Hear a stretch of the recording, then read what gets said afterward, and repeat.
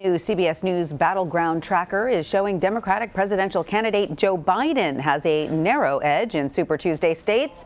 That's a key day in the race. 14 states hold primaries on March 3rd. It shows the former vice president with a slight lead over Senator Elizabeth Warren and Bernie Sanders. It also shows former New York City Mayor Mike Bloomberg in 5th place. This comes as some are concerned about this week's Democratic presidential primary debate in Los Angeles. All 7 of the candidates who qualified to take the stage have vowed to boycott the debate in support of union protesters. They're having a labor dispute at the venue where the debate is scheduled to take place, Loyola Marymount University. Senator Elizabeth Warren says she hopes the DNC will resolve this. I hope they do, because I'm not going to cross the picket line. I never have, and I'm not going to start now, and I don't think any Democrat should. For the latest on the 2020 race, I want to bring in Julia Manchester. She's a political reporter for The Hill. Hi, Julia. Welcome. How do we expect this to impact the debate? Right. So in terms of this picket line impacting the debate, it could impact the debate very strongly. We saw in 2007, actually, the DNC canceled a debate over a dispute with the Writers Guild of America. So it's not the first time a debate has been canceled. But I think right now, a lot of Democrats, and the majority, I believe all of the Democrats on that stage, have signed on and have said that they will not cross that picket line. So this could, stands to majorly impact the debate going forward. But I think it majorly impacts the party as a whole, because right now, the Democratic Party wants to be seen as the party for the working people, the party for the middle class. So not, crossing that picket line could actually backfire on a lot of these candidates. So the DNC is probably in a mode to reset, or at least try to, monitor negotiations happening between Sodexo and the university. Absolutely. And once Elizabeth Warren threw down the gauntlet, I think everyone had to follow suit.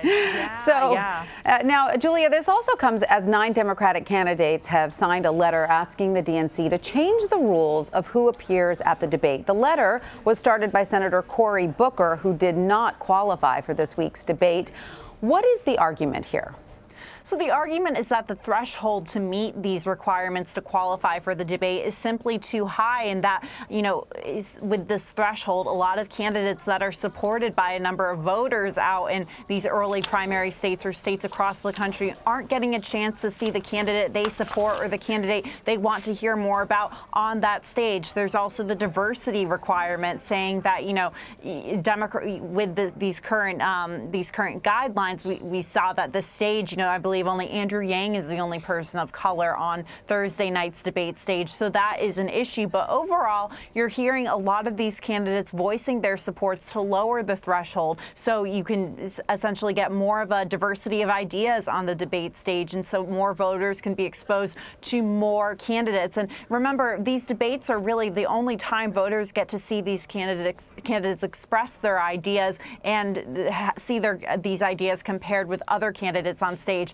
Now, an unintended side effect, I think, of this letter is that billionaire businessman Michael Bloomberg could actually end up being on the debate stage if the DNC does change the rules. However, we're not seeing many signs that they actually will. Which is so interesting you mentioned that, Julia, because some strategists have suggested that perhaps he would rather not be on the debate stage, that it fits his strategy very well to sort of be the outsider.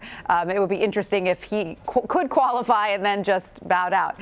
Absolutely. Julia, we mentioned that our CBS News Battleground Tracker has Biden with a slight edge in the Super Tuesday states. Is Biden's lead in this polling significant, or does it show that the race is still too close at this time to really make any calls?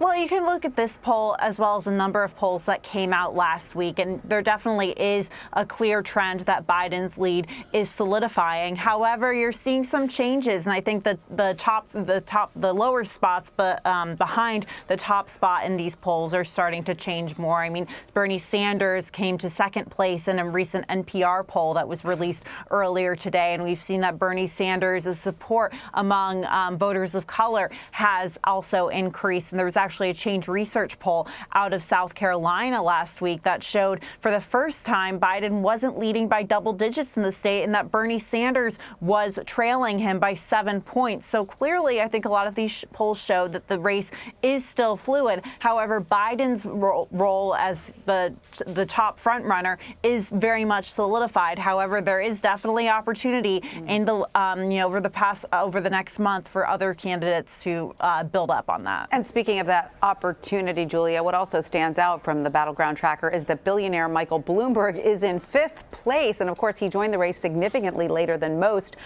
What does this say about Bloomberg's strategy? Is it working? Well, it definitely is working in terms of getting his name out there and getting the attention of voters. But remember, Bloomberg has this massive ad buy that is really across the country, which has definitely helped him. He's also a very well-known candidate. I mean, he has a media company named after him. He has put his name behind a number of causes, such as combating climate change or pushing for gun control laws that he's very much well known for. He's the former mayor of New York City. So it doesn't surprise me that he is polling so high for someone that has been in the race for less than a month. However, it definitely is remarkable. And I think his entrance into the race as a a center-left candidate, more of an establishment figure, could stand to hurt a Biden or a Buttigieg who have been battling out in recent weeks for that standard-bearer position for the centrist establishment candidate in the field. Right. And Julia, some of the Democratic presidential candidates are pointing to the election in the UK and warning that Boris Johnson's win there could be a warning to Democrats about leaning too far to the left. And here's what Michael Bloomberg said about it. I think it's sort of a catastrophic warning to the Democratic Party that you're just going to have somebody that can beat Donald Trump, and that is not going to be easy. Americans want change, but I think they don't want revolutionary change. They want evolutionary change. They want change that includes everyone. They want change that they can understand, and that's exactly the kind of campaign that I would run. You know, there's no doubt that this country has seen sort of a wave of populism that's also being, reflected around the world. Is this, the 2020 election, is it going to come down to a battle for the working class vote?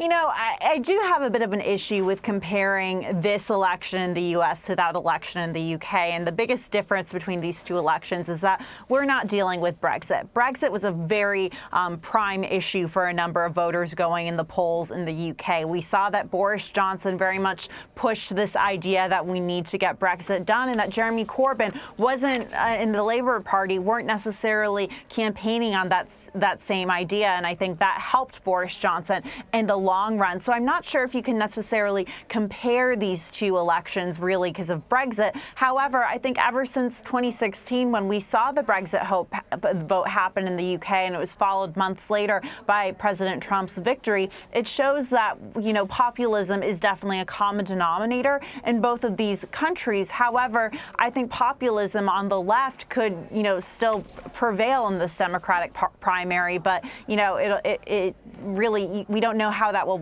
play in a general election, and that's where you're getting that argument from Bloomberg and Biden. Sure, and many argue there's a thin line between the populism of a Bernie Sanders and the populism of a Donald Trump, right? Yes. All right, absolutely. Julia Manchester, thank you so much for joining us. Thank you.